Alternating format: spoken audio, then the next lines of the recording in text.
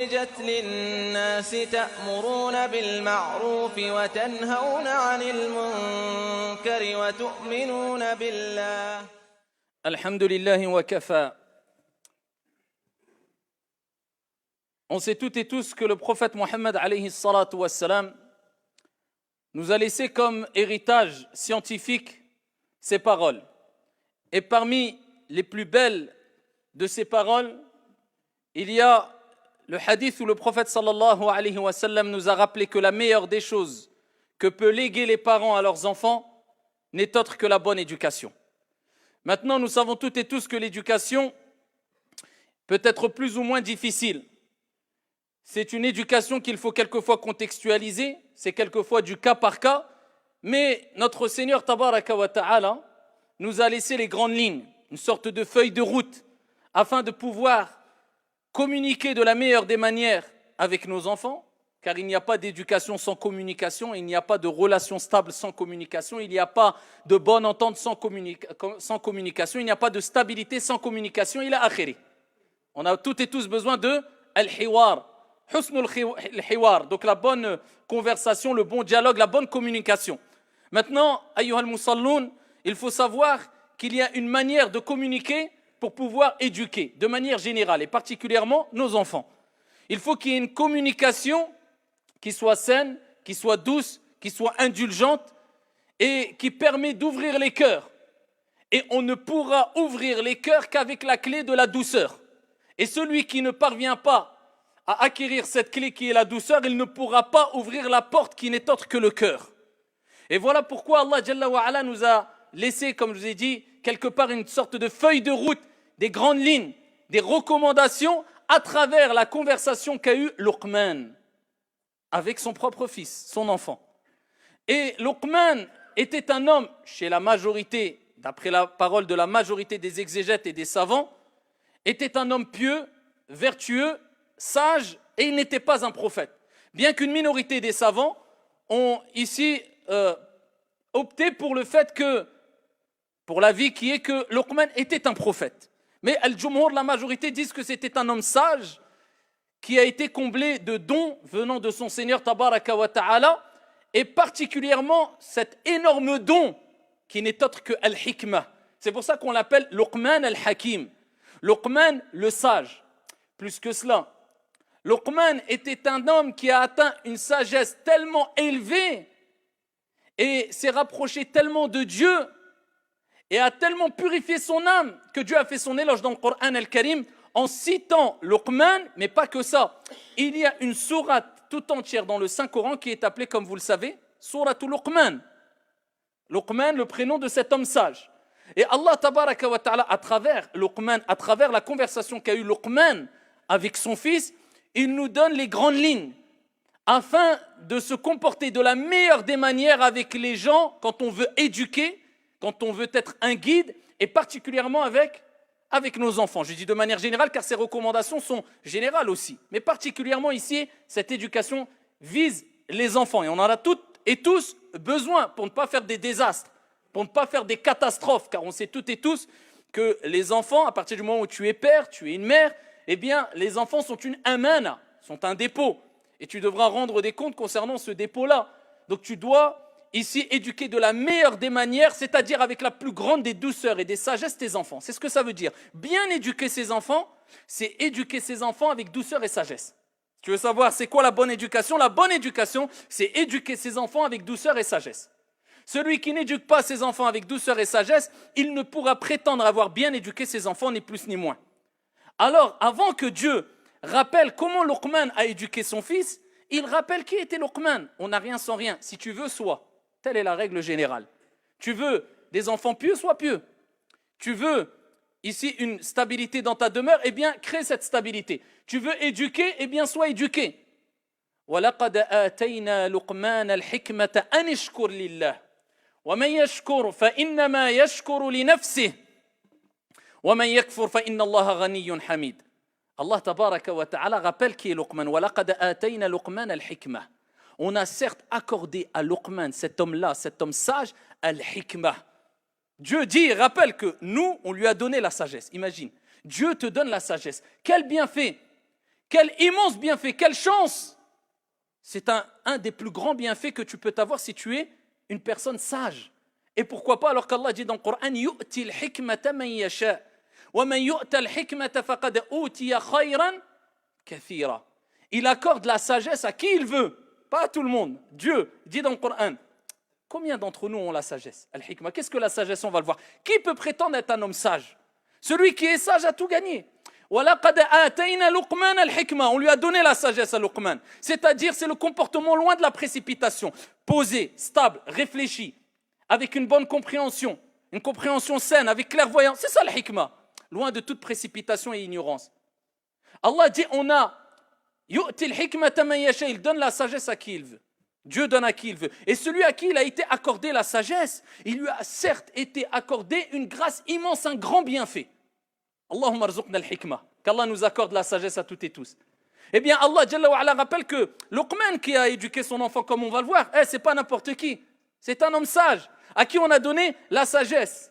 Et comment il a réagi, comment il a mis en pratique cette sagesse? Eh bien, il nous montre dans l'application qu'est-ce que c'est que la sagesse dans la vie de tous les jours, quand tu t'exprimes avec les gens, quand tu éduques, c'est quoi? Ça donne quoi? Ça donne ça. Allah, il commence. Après avoir fait l'éloge de Luqman et rappelé que c'est un homme sage. وَإِذْ قَالَ لُقْمَانُ لِبْنِهِ وَهُوَ يَعِظُهُ يَا بُنَيَّ لَا تُشْرِكْ بِاللَّهِ. Al-hikma, c'est quoi? Eh bien, c'est ce que va respecter Luqman. Comme a dit Ibn al-Qayyim, rahmatullahi alayhi, c'est فِعْلُ مَا يَنْبَغِي كَمَا يَنْبَغِي وَفِي الْوَقْتِ الَّذِي يَنْبَغِي. C'est de faire ce qu'il faut. Retiens bien ça. C'est de faire ce qu'il faut. Comme il faut, au moment où il faut. Allah. Ça, c'est le hikmah. C'est-à-dire, tu sais comment parler, quand parler, pourquoi parler. Tu sais comment réagir. Qu'est-ce qu'il faut faire? Comment le faire? À quel moment le faire? Tu sais, ici, est-ce qu'il faut se taire ou parler? Tu sais, est-ce qu'il faut monter le ton ou pas? Tu sais, est-ce que... Donc ça, c'est la sagesse. Tu t'adaptes. Ce n'est pas, tu n'as pas une ligne générale et que tu adaptes comme ça ou... Non, c'est tu t'adaptes. Car même le prophète, sallallahu alayhi wa sallam, Sayyidul Hukama, parmi les gens, eh bien lui, alayhi salatu wa sallam, alors qu'il était dans le halal, le haram, dans al-makrouh, al-mandoub, al-mubah, soit c'est interdit, soit c'est autorisé, soit c'est recommandé, soit c'est déconseillé, il parlait aux compagnons, il les éduquait, eh bien il ne donnait pas le même jugement à tous les compagnons. Certains qui disent oui, mais j'ai entendu que c'est haram, point. Le prophète, quelquefois, il adaptait les jugements d'après le contexte, d'après la situation de la personne, le niveau de la personne. C'est le hikmah. C'est le hikmah. Tu sais comment réagir par rapport à celui qui est en face de toi et ce n'est pas donné à tout le monde. Luqman, par contre, l'avait, cette hikmah-là, cette sagesse-là. Et il est rapporté qu'on a interrogé Luqman. On lui a dit, mais qu'est-ce qui a fait que tu as atteint ce degré de sagesse, de hikmah, ce bienfait-là? Il dit, retenez bien, si vous voulez atteindre la sagesse, il dit, Sidqul kalam, c'est d'avoir des paroles véridiques. C'est dire la vérité. Quand je parle avec véracité. Sidqul kalam. Wa ada'ul amana, respecter les dépôts. C'est-à-dire assumer complètement les dépôts. Et les dépôts, c'est vaste. Le dépôt peut être de l'argent, peut être un secret, peut être un engagement, peut être une parole, peut assumer les dépôts. Wa ada'ul amana. C'est ce qu'il disait Luqman. C'est comme ça qu'il a atteint ici la sagesse. Et il dit enfin, wa tarku ma la ya'nini. Allah, si on mettait en application juste la dernière recommandation, la dernière chose qu'a mis en application Luqman, qu'il a cité ici, je pense que le monde irait beaucoup mieux. Et le fait de délaisser ce qui ne me concerne pas. Allah, c'est pas mes affaires. Akhoya, laisse-moi tranquille. Il dit, c'est comme ça que j'ai atteint ce degré-là. En disant la vérité, en assumant et en respectant les dépôts, et en délaissant ce qui ne me concerne pas. Luqman al-Hakim. Alors ici, Luqman a commencé par les bases. Et il n'a pas ici corrompu les priorités qui doivent être mises en place dans l'éducation. Il commence en disant, Allah Jalla wa Ala, quand il parle de Luqman, wa idh qala Luqmanu libnihi wa huwa ya'idhuhu. Et Luqman a dit à son fils tout en l'exhortant. C'est pas en criant sur lui. Dieu n'a pas dit en criant sur lui, en l'insultant, en le rabaissant, en le frappant. Non. Wa idh qala Luqmanu libnihi wa huwa ya'idhuhu. Et lui, alors qu'il l'exhorte. Regardez les termes, il l'exhorte. Donc quand tu veux éduquer, t'exhortes. T'es pas là pour forcer, frapper, insulter, crier. Non, t'exhortes. Allah, quand il parle du prophète, il dit il ne t'est demandé que de transmettre. Wa ma alayka illa al-balagh. Toi, tu transmets. Amma al-baqi, c'est entre les mains de Dieu.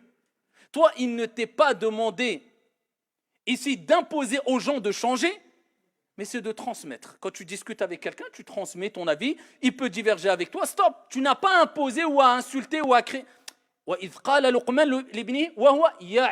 Il l'exhorte.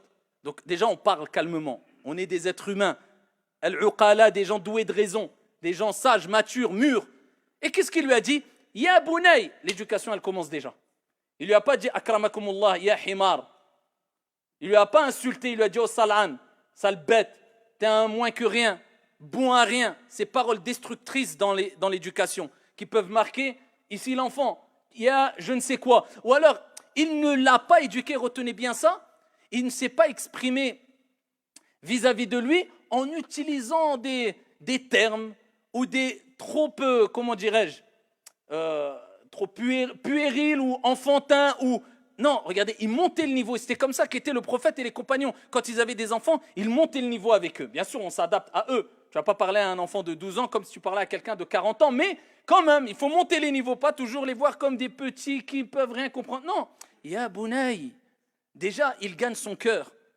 Et il dit, oh mon enfant, il n'a pas dit, oh mon fils. Bounaï, c'est une sorte de diminutif qui montre la proximité qu'il y a entre le père et l'enfant. C'est plus fort, plus intense. Et ici, c'est un terme accompagné d'amour, d'affection. Oh mon petit enfant, pour montrer la proximité. Ya Bounaï, il n'a pas dit Yabni. Ya Bounaï, la tushrik billah. Inna shirka la zulmun azim. Il commence par quoi? At-tawhid, l'unicité. Lui rappeler que voilà, c'est quoi notre pratique, c'est quoi notre religion? C'est d'adorer un Dieu unique. Et il n'a pas dit adore Dieu, simplement. Non, parce que c'est connu à travers tous les siècles. Beaucoup ont adoré Dieu, mais ont donné des associés à Dieu.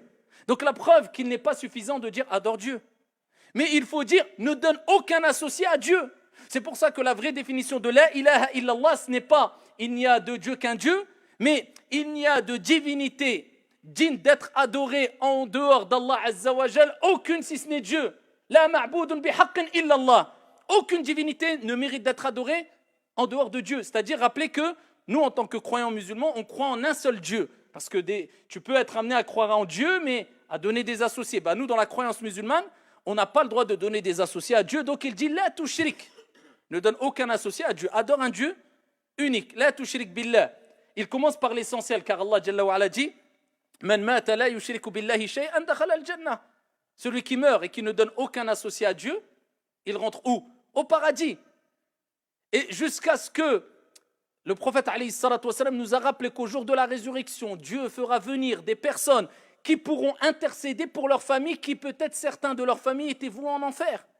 Et il dira, de par sa piété, eh bien va chercher les gens qui sont en enfer de tes bien-aimés, de ta famille, qui avaient le poids d'un atome, d'un dinar, de la taille d'un dinar, le poids, ou la taille d'un dinar plutôt de foi dans le cœur. Ils iront, ils les sortiront. Ensuite il dira, Dieu, retourne et sort de l'enfer ceux qui avaient la taille d'un demi-dinar de foi dans le cœur.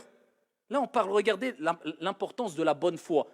Reconnaître qu'il y a un Dieu unique. C'est ce qui va te sauver, bi'idhnillahi azza wa jal. Même si tu as commis je ne sais combien de péchés. Le principal dans la vie du musulman, c'est d'adorer un Dieu unique. C'est la base. Ce n'est pas que ça, bien sûr, mais c'est le principal. Ensuite, Dieu dira, va chercher ceux qui ont le poids d'un atome de foi dans le cœur. Intercède pour eux pour qu'ils rentrent au paradis. Al-Iman, la foi en un Dieu unique te sauvera, Inch'Allah, au jour de la résurrection. Il commence par At-Tawhid, Ya Bunay, avec des paroles ici douces, pleines d'indulgence, ne donne aucun associé à Dieu.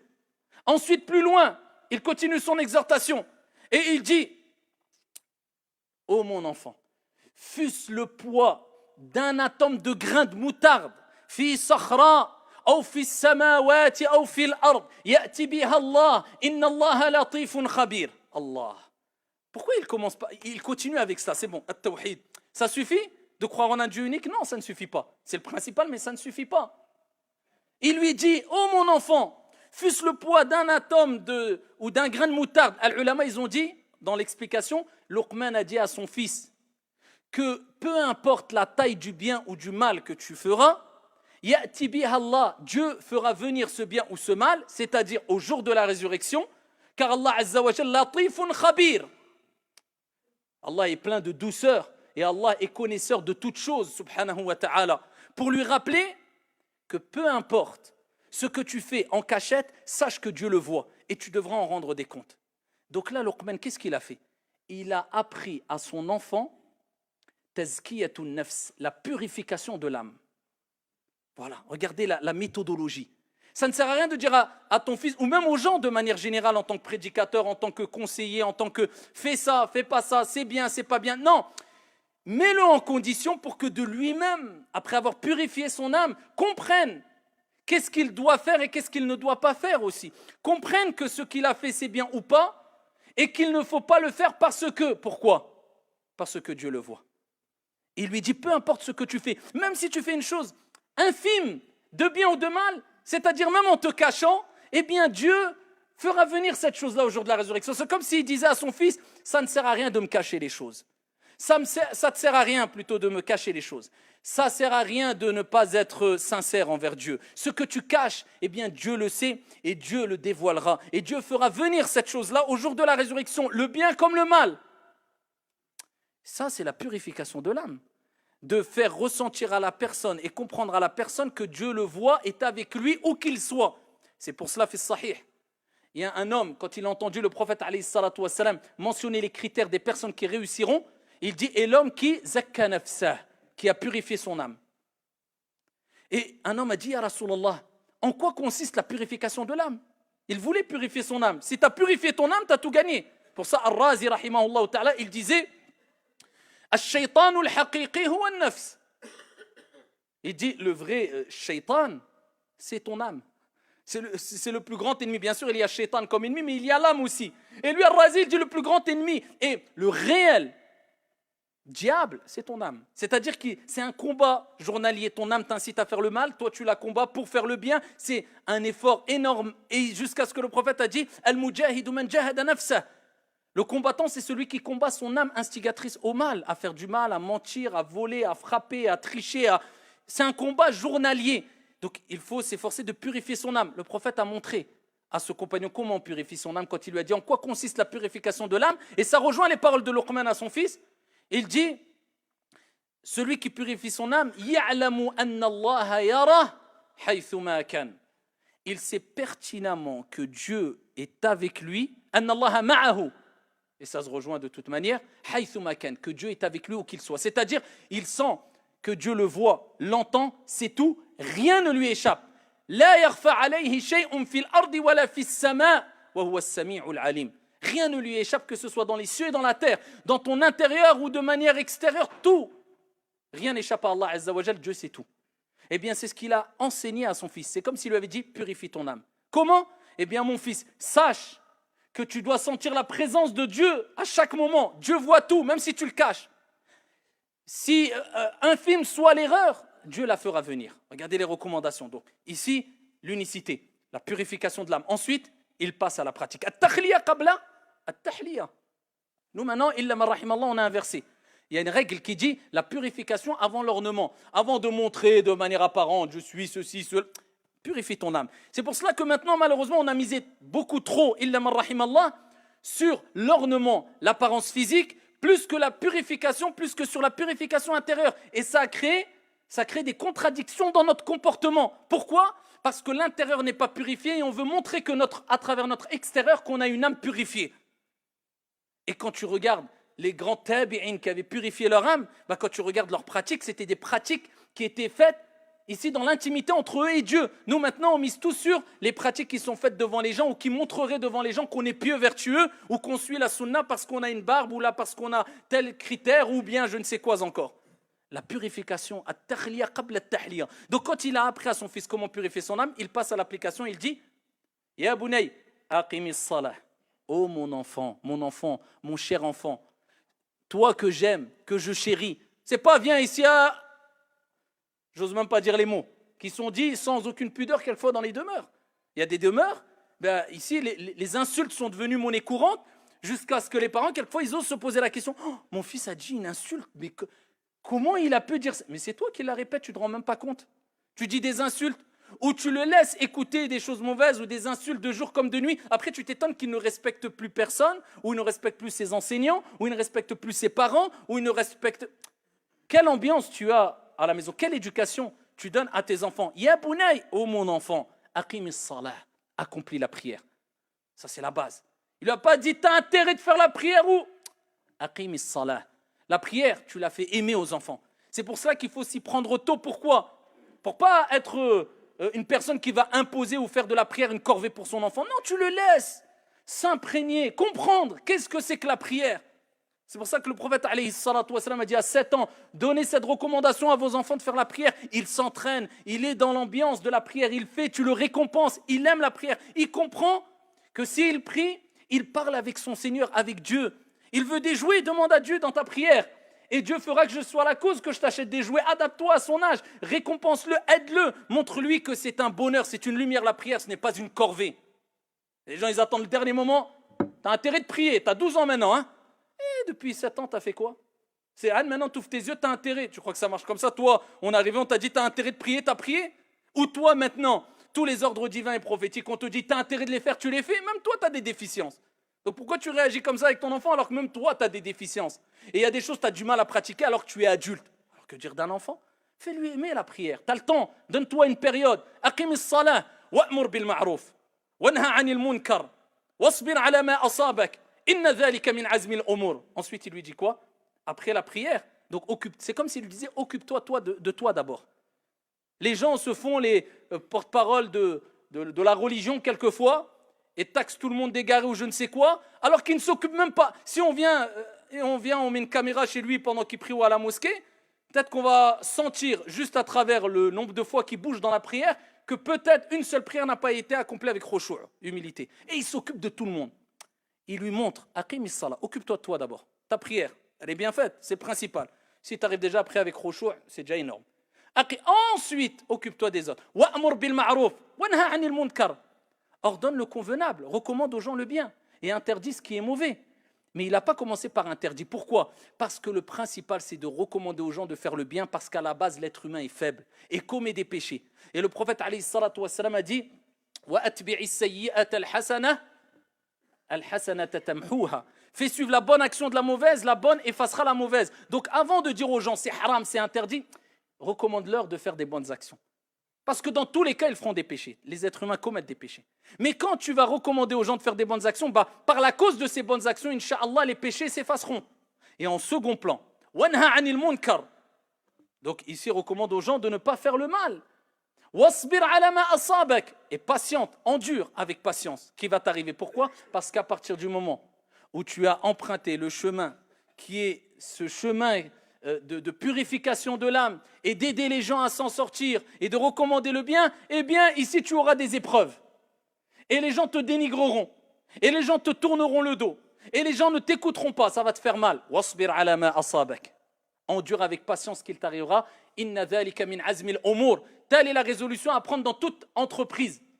Wala tusa'ir khaddaka linnas. Il n'y a pas que la relation avec Dieu. Ensuite, il lui dit quoi? La relation sociale. Et ne tourne pas ton visage des gens. C'est pas quelqu'un te parle, tu tournes la tête. Ça, au plus jeune âge, il faut apprendre ça aux enfants. Quelqu'un te dit bonjour, regarde-le, bonjour. C'est un enfant, il ne va pas parler en étant posé sans... Non, faut pas rêver aussi. Mais d'enseigner à l'enfant que ce qui relève du comportement, eh bien, il ne va pas le faire tout de suite, mais regarde les gens, quand ils te saluent, salue les gens avec comportement, avec respect, surtout quand c'est des personnes âgées, surtout quand c'est des personnes, par exemple, qui t'enseignent ou qui te... Donc, la sociabilité, ne te renferme pas sur toi-même, ne sois pas sectaire, mais ouvre-toi aux gens et regarde les gens. Comme le prophète a dit,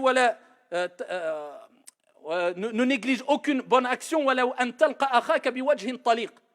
serait-ce que de rencontrer ton frère avec un visage détendu, souriant. Donc enseigne ça aussi à ton enfant, et c'est pour ça que Luqman a dit à son fils وَلَا تُصَعِرْ خَدَّكَ لِلنَّاسِ وَلَا تَمْشِ فِي الْأَرْضِ مَرَحًا إِنَّ اللَّهَ لَا يُحِبُّ كُلَّ مُخْتَالٍ فَخُورٍ. Et ne marche pas, ne foule pas la terre avec arrogance. Dieu n'aime pas les personnes, le présomptueux plein de glorioles.